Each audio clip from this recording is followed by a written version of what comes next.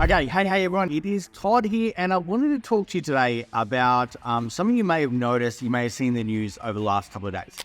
So in Australia, basically Australia's largest bank had a few, let's say, technical difficulties a couple of days ago. Basically what happened, they are saying that part of their internal system stopped communicating with each other, and a whole bunch of people literally got locked out of their bank accounts, unable to access banking services, unable to withdraw money, unable to use the app, and effectively had a bit of a taste of what it is like for banks to go turn off access.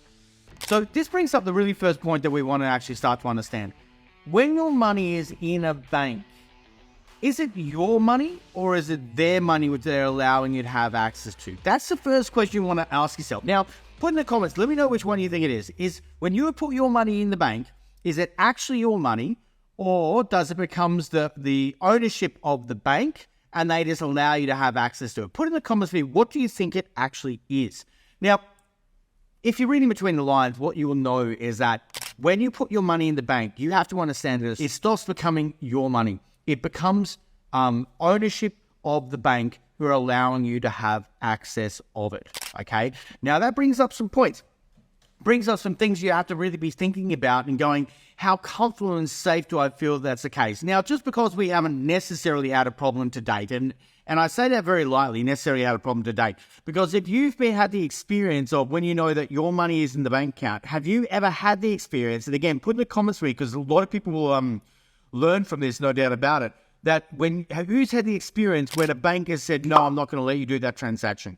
Or no, I'm not going to let you make that transfer. Or no, you can't buy that cryptocurrency. Or you cannot do this. Or they've had their banks frozen. Look, I've met people who have had their banks frozen for 3, 6, 9 months because they didn't like the type of transactions they were doing, even though the transactions were for charitable purposes to be able to help out during some of the big floods and different things that were going on. Like some crazy stuff I've heard.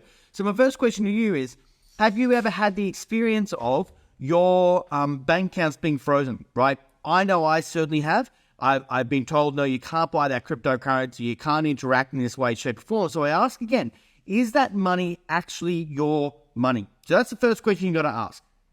Now, the second big point that this big Commonwealth Bank outage kind of brings up is this risk. And this risk is called concentration risk.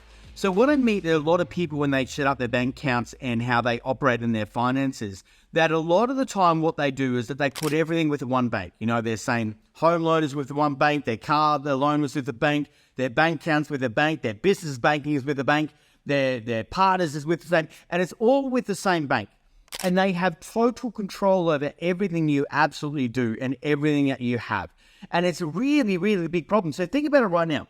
Everyone who had all their banking with Commonwealth Bank for a period of time, and that given it wasn't long, it was half a day or whatever it was, and people might be going, well, don't make a big deal out of it, but we'll talk about another aspect of that in a moment.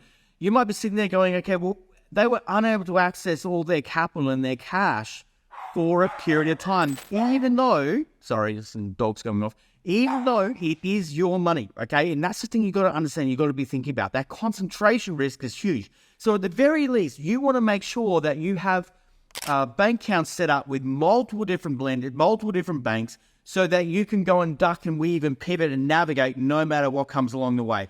And the same way you want to make sure that your home loan and your everyday bank account is all going to be separate because that concentration risk can be extreme.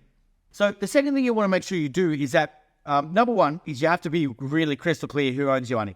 Number two is you have to get out of this concentration risk of having everything with the one bank and make sure you set up multiple different pathways so that no matter what happens, right, you can go and duck and weave and pivot and you've got choices in your up your sleeve.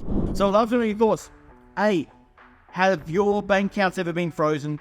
Have you ever been told, no, naughty boy, naughty girl, you can't go and take that level of money out, you can't do that transaction? Let me know, put some stories in, let me know what's happened to you.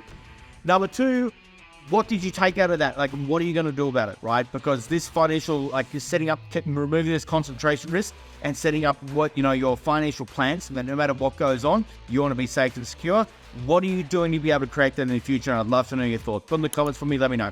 Other than that, I think you should chat soon, team. Bye.